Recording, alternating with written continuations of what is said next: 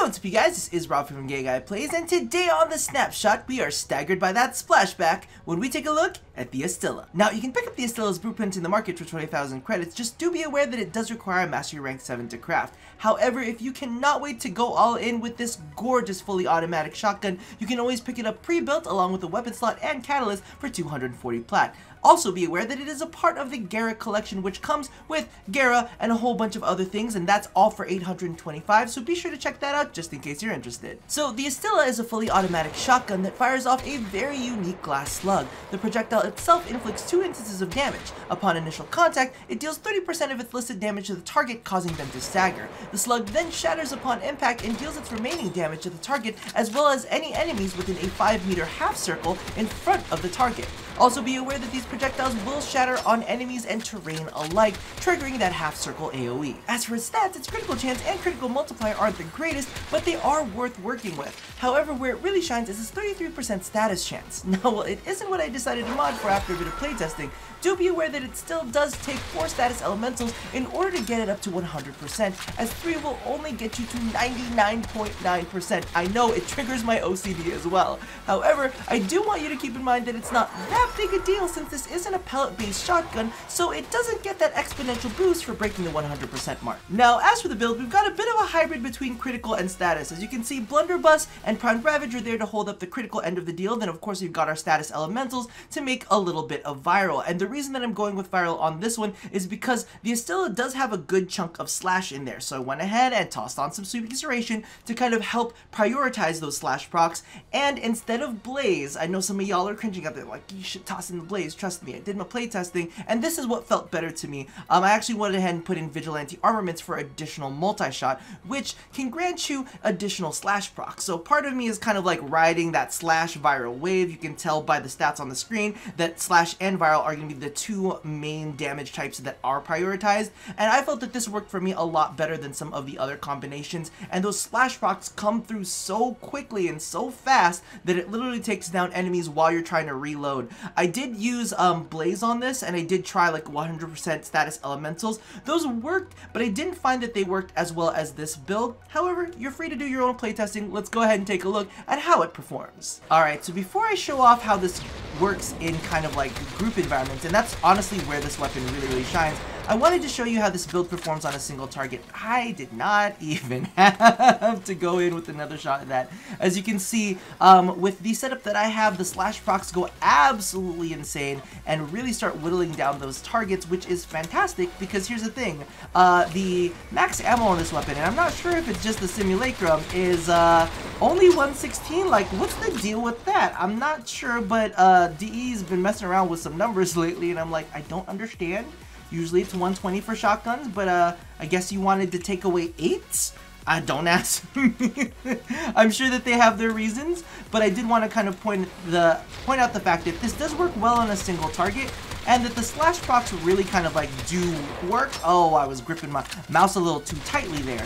But as you can see, it whittles down single targets really well. However, I do want to give you guys a vision of how this works when you use a frame that can actually group up your targets and have them all clustered in a tight little area. You can take advantage of all of that with beautiful splash damage, so let's go ahead and jump into that. Alright, now in normal instances, you could totally use Gara and her Spectre Rage to kind of group up the enemies, but we are fighting level 150 bombards, so what tends to happen with that is they tend to bust through those mirrors really quick. So I figured I would go ahead and pull out our old trusty Loki to show you how all of these splash procs literally just tear through enemies. And we're talking about level 150s. I mean, if we're going down to like an average, you know, it's average combat, you know, like the highest tier of bounty in Cetus is like 60, and you know, fighting level 100s is something that you end up fighting in sorties and whatnot.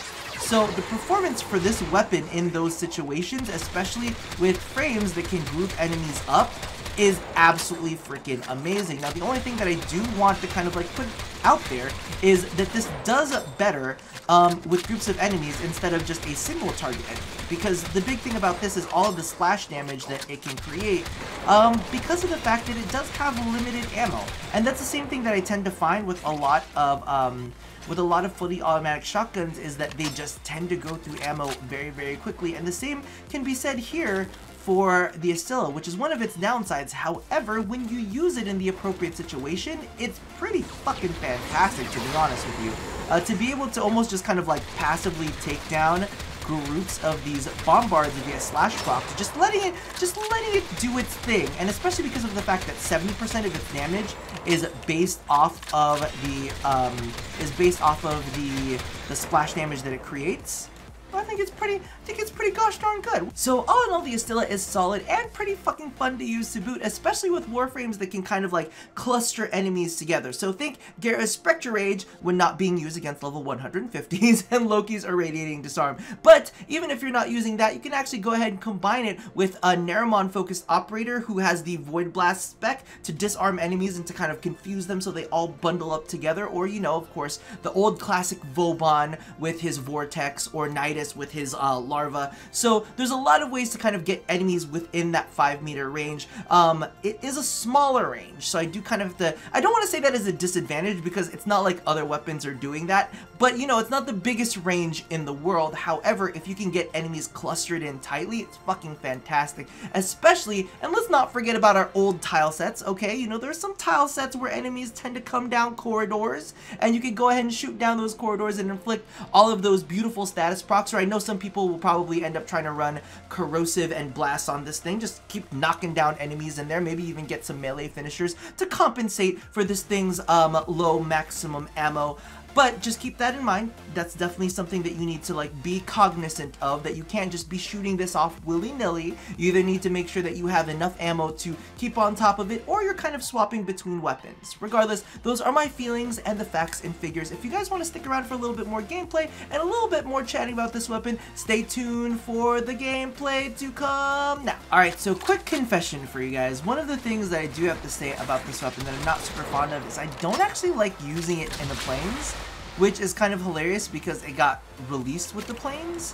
This thing does have a like fall off distance of 40 feet with a max of 60 feet, so that means that it starts losing damage at 40 feet and then it maxes out, I think, at half damage at 60. So I mean, that's still a really long range when it comes down to shotguns. You know, when shotguns are concerned, that's a pretty, you know, that's a sizable amount, you know? However, me personally, I don't really like using it because of the projectile flight speed is just too low for combat on the planes, especially when you have like all of those like Darjins and everything flying around.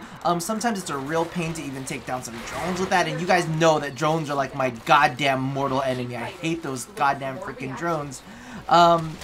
So I don't actually like this on the planes as much on its own. Like, I might use this for medium range combat, you know what I mean? If I've got a Loki, if I've got something that can group enemies up, which is where I think that, you know, that's where this weapon shines, is when you can group enemies up. This is perfect for that. However, when it comes to just standard combat, I think I would rather take like something that's like a hit scan weapon or something with a little bit of a longer, more accurate range. However, in these areas, in these freaking areas over here where things are tight, oh no, it's perfect. It's like freaking perfect for this kind of combat, you know what I mean? Which again, like I said, I find kind of hilarious because literally we released this with the planes, and I don't really feel like it's necessarily all that appropriate for the planes. However, it's still a badass weapon. It's still a really cool, it's a really cool concept for a weapon, and I think that fits the glass theme quite well. Let's just put your nothing there. And it's great for, like, you know, these kind of missions where enemies are, like, trying to run to the console and all that kind of stuff. Let's maybe do a little bit of this action. Will that stop them? I don't know. We'll see. But regardless, no, I'm fond of it in that situation, but for the planes, this is definitely not my weapon of choice. I remember when I took this out to the planes the first time, I was like, oh, it's so like, I can't hit anything that is, like, far, you know, all too far away. But still, I do really like it for these kind of close missions. But I do have, okay, so the next thing I'm going to quote-unquote complain about, it's not really a complaint, but it's, you know, one of those things that's like a me problem, not a weapon problem. So it's not a problem with the weapon itself, but I do have the tendency, and let me know if you guys do this too, so I don't feel bad, and we can feel bad for each other together. I tend to overshoot. So what that is, you know, in that case, I tend to overshoot, and what that is I overshoot dead bodies.